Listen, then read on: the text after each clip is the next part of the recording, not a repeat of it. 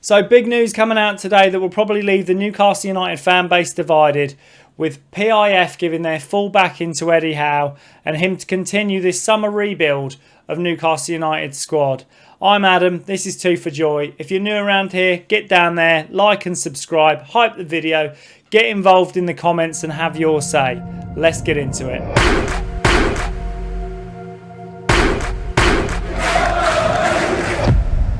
So where I want to start off with this is basically, we'll go through the Sky Sports report of Eddie Howe is set to stay at Newcastle. Eddie Howe is reportedly set to stay at Newcastle next season. Howe's future has been questioned in recent weeks after a run of 9 defeats in 12 Premier League games, which has ended on Saturday after a 3-1 win at Brighton. The decision comes after talks this week, which include a delegation from Saudi Arabia's Public Investment Fund. The Athletic is reporting that Eddie Howe, 48, remains with the club's full support from the ownership and hierarchy. Now, the interesting part about this, and I don't want to be too down about it, I think we're all Newcastle United fans. We all want the club to do well. We all want to progress.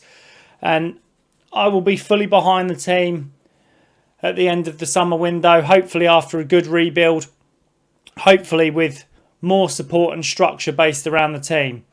But I want to make the point of where we sit in the Premier League, kind of rationalise my opinion on why I felt that Eddie Howe should have been sacked and give some more context to the conversation. And obviously, those who disagree and think he should stay, let me know in the comments. Let me know why you believe that he's the right man for the job. 35 games we've played with 16 defeats this season. Tottenham Hotspur, also 35 games, 16 defeats. The only 3 teams in the league that have more defeats than Newcastle United are West Ham, Burnley and Wolves, who are currently sat 18th, 19th and 20th. And I was looking through managers that have been sacked this season to try and give some context to this as to teams that have let managers go for the poor run of form and how many games they'd played and what their win rates were like and so on and so forth. So to start the list was Vitor Pereira at Wolves, winless in his first 10 games. Ange Postecoglou at Notts Forest, 8 games without a win. Thomas Frank at Spurs, 8 winless matches. Liam Rosenior, 5 consecutive defeats without scoring. Graham Potter for a poor start of the season with West Ham. Ruben Amorim for his low win rate with Manchester United.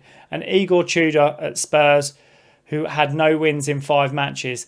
Now, realistically, I can understand PIF not being in the same mould as Chelsea Football Club and sacking managers season after season and having a high turnover. I do believe managers should be given time. But the one I find most interesting is Tottenham Hotspur, who obviously have been through, or they're on to their 3rd manager this season. And from the 2 managers they've sacked, 8 winless matches from Thomas Frank and no wins in 5 matches from Igor Tudor.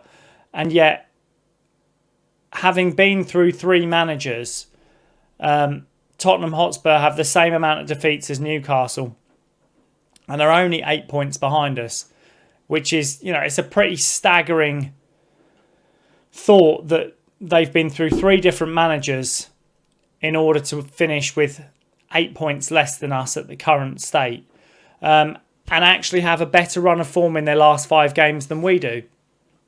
So you can kind of understand my point of where Eddie Howe's been, where this is going. And I do believe that we might have some success under Eddie Howe playing 1 game a week if the spending goes well and we bring in the right players. The negative side of this, I think, is that I don't trust Eddie Howe's style of football, his in-game management, the like-for-like substitutions. But the positive side is I do think he's a good coach. I do think he can do things on the training ground. I do think he can improve players. I think it really comes down to, maybe not next season, but the season after, should we achieve some sort of European football, whether he can manage this team, whether he has the ability to learn from these mistakes and be able to manage a team over the course of a season when you don't have that training ground time. And obviously we've made some bad signings through the last summer window, but the support is different. The structure of the club has changed. The format of the hierarchy has changed since that summer window, and we now have David Hopkinson and Ross Wilson, and this is really going to be kind of trial by fire, I believe, with previous sporting directors turning around and saying that our transfer policy wasn't fit for purpose, we weren't looking in the right places, we weren't digging up gems, and how realistically I don't think we have the ability to go out and spend in the way that we haven't done in previous seasons. We certainly won't be shopping for Premier League proven players at the price point that we have done in previous windows. And we'll start off with players that are linked away to give us some sort of idea of monetary value that we might be able to bring in this season. And Sandro Tonali is linked to, I believe, around 8 clubs, with the likes of Arsenal, Juventus, Inter Milan, AC Milan, Manchester United, Chelsea, Manchester City and Real Madrid, with a view of somewhere around 100 million British pounds. Anthony Gordon has links away to Liverpool, Bayern Munich, Chelsea, Arsenal, Man United and Barcelona, with a price point believed to be around £70 million. Unfortunately, Lewis Hall is also linked away to the likes of Chelsea, Real Madrid, Barcelona, Borussia Dortmund. And I don't know the valuation on Lewis Hall, but in my eyes, that'd be a terrible one if we had to let Lewis Hall go. And then obviously Tino Livramento, who's been linked to Arsenal, Chelsea, Man City, Man United and Liverpool. And I believe it'll be around £60 million, or the valuation they would like is around £60 million for Tino Livramento. Now,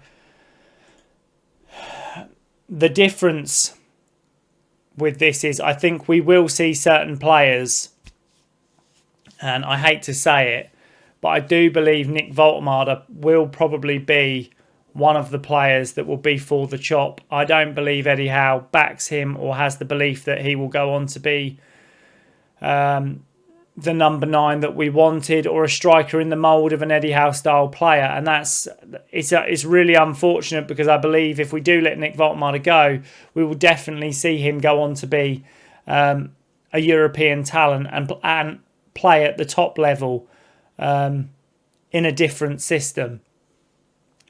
But what will be interesting is the fact that, due to the fact we will no longer be able to go out and spend 50 to 70 million pounds per player on every position that we need to replenish, and with the likes of, I think it's about 7 to 8 players leaving on free transfers, with a possible 2 to 3 players being sold to bring in the finances that we'll need to rebuild this squad, it means that we won't be able to go out and spend in the way we have previously. And I think this is a good thing, because previously, when I look at the transfer spend that we've had, bringing in players like Tino Livramento, Lewis Hall, Sven Botman, Bruno Guimaraes and Malik Chow, all for around the 30 million to 40 million price point. Those players are our best players. Those players are the players that have given us realistically the best monetary value, obviously excluding Alex Isak, who was the outlier from the £60 million we spent, but we over doubled our money. I think this will give Newcastle a fresh lease of looking either at a price point across Europe and bringing in players from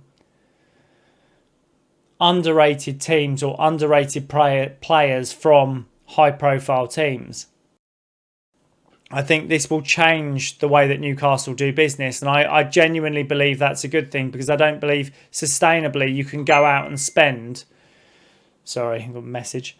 I don't believe you can go out and spend that sort of money consistently, season in, season out, and not struggle with the new squad cost ratio or FFP or whatever we want to call it. So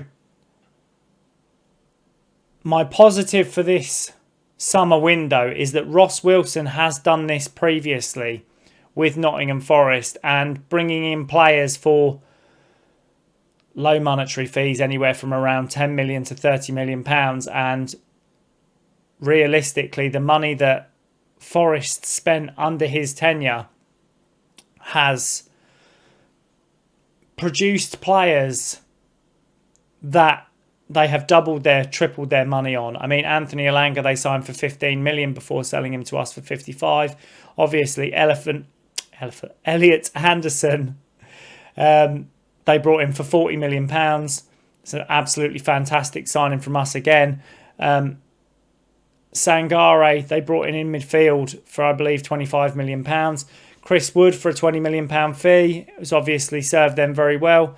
So Ross Wilson does have a track record of producing in this environment, and we need to kind of become, our transfer window needs to become in the mould of your Bournemouth, your Brighton, and sign players like these clubs have. I mean, Bournemouth, even just in the last few windows, Junior Krupi, 20 million quid. Rayan, 20 million quid.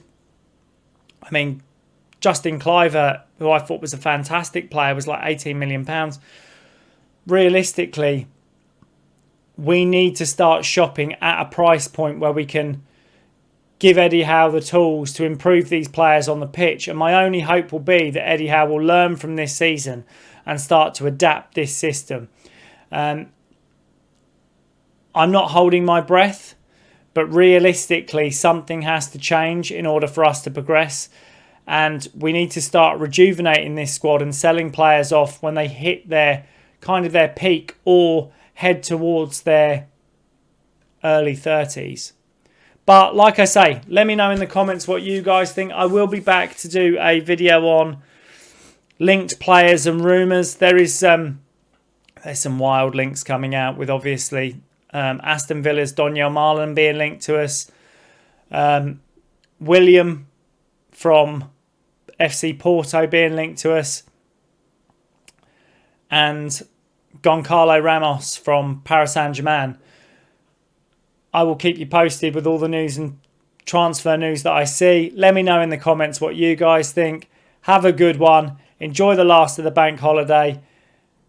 And hopefully I will see you in the next one.